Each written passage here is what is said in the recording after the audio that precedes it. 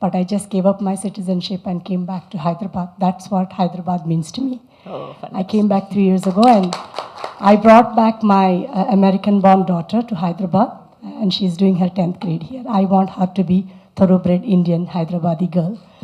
That's what Hyderabad means to me. And it's a very nice platform where we can have a lot of ideas to make the Hyderabad the futuristic smart city. And I would like to say one thing, because as a lawyer, I get so many grievances coming from different walks of the society.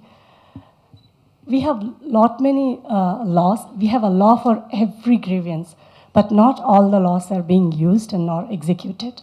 And whenever people call me about reformation of laws, I say we don't need any more reforms. If we can use whatever we have, we can make India is the best and comfortable country where we can live forever.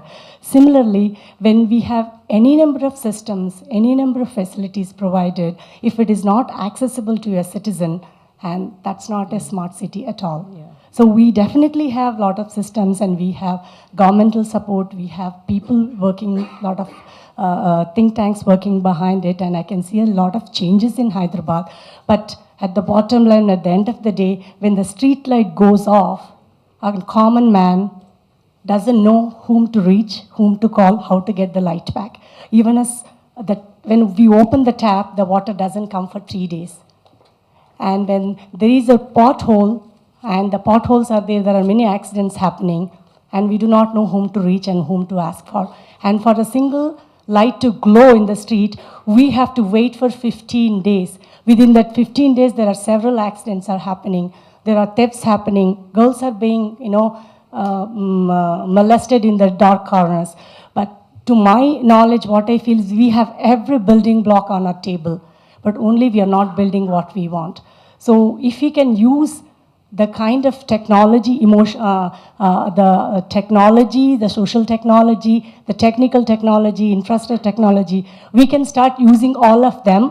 And as Mr. Jayesh Ranjan said, create the partnership between a civil society and the government.